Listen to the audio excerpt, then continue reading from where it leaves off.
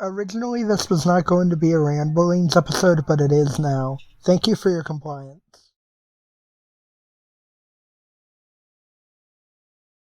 The Ghost and Molly McGee is a show that changed my life for the better and made my heart sing.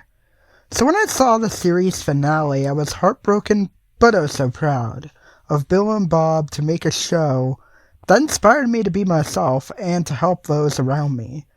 This is not just a season 2 review, but a series review that will give you a chance to see what this show has in store. And with that said, let's start with the story, as it does change between seasons. For starters, the show is about a teenage girl named Molly McGee, voiced by Ashley Birch, and her ghost friend Scratch, voiced by Dana Schneider, who also plays Master Shake in Aqua Teen Hunger Force, living life and trying to fit in with the other people of Brighton, the town Molly moved to. Over the course of the journey to Inhapify, Scratch has to deal with the ghost world. One thing that this show does not do well is the villains, as the chairman doesn't really do much of anything to make the ghost world feel miserable. Molly and Scratch's relationship grows as they both start to be friends, and Scratch starts to get to know Molly with helping her in different situations. Like in Season 1's Christmas special, where Scratch tries to help Molly get at the Christmas festival with the funding it needs. But not everything is perfect, and that's okay.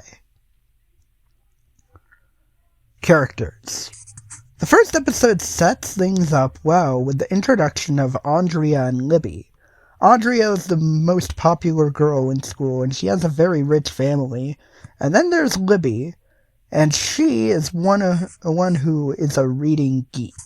She loves stories and books, and also has a great love for pet turtles. She is my favorite character from Season 1. She's also Jewish, which is awesome. Jeff is Scratch's best friend, and they start out rocky but grow as a team later on. I will not spoil the first half of the Christmas special, as it holds a great piece of Libby's lore and backstory. Andrea is also a great character as she has a hand in filmmaking and fashion. Oh, and the Davenport jingle is just amazing. Andrea will grow as a great influencer in Season 2. Speaking of which, Characters Part 2. In Season 2, a new family moves in from Canada to Brighton, and we get introduced to the Chens.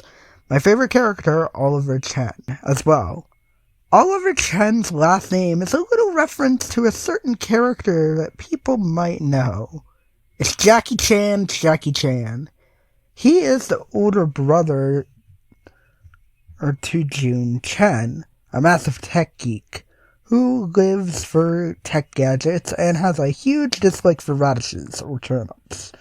And Ruben and his wife Aster Chen, and their parents, Oliver and Molly start talking. Molly instantly has a crush on him, which leads to a big controversy surrounding him, as Jay and X-Pool both have very interesting takes on the character, saying that he has zero character traits or that he is boring, and that's okay.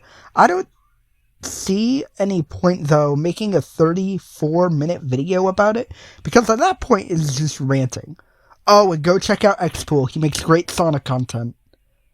In my opinion, Oliver is a great addition to the show, but he does have problems.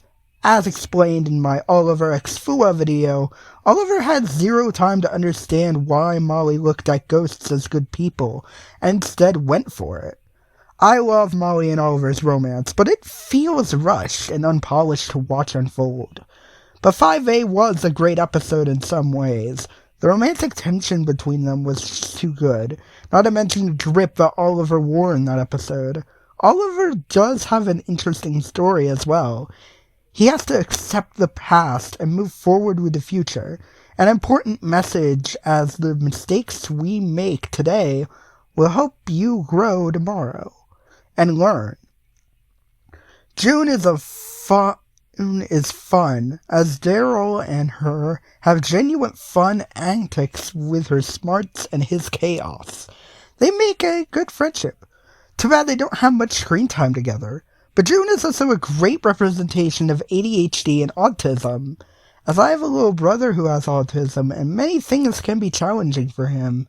He recently just started playing his first video game, Astro's Playroom. June always reminded me of him, and that is why I love her character. The final episode of Season 1 was so anime it wasn't even funny. Molly was a badass, but Season 2 gave forms out like it was candy. And spoilers, Molly's friends would get their own forms, and they are disappointing. Like, who thought orange was a good choice for Oliver? He's blue.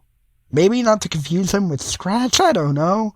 But I think the Wraith forms were a wasted opportunity for a badass combined form, but I'll take what I can get. The end. The end was just different from the rest of the episodes. Spoilers. Scratch being a Wraith feels shoehorned in.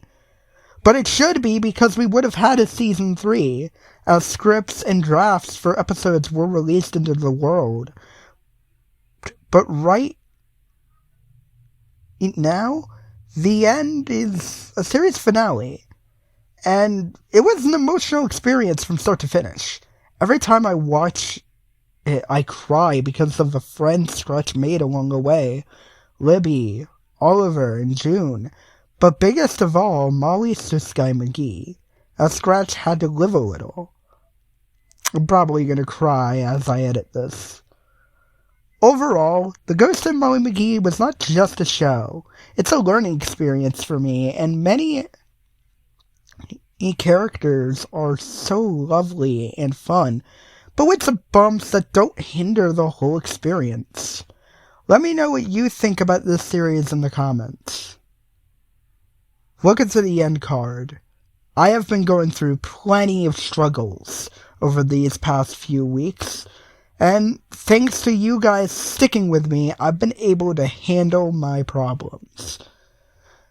Please join the Sonic Jack Discord server. I will be making another video talking about the very controversy that happened with me on Discord. But with that said, this has been Sonic Jack, signing out. Chaos Control!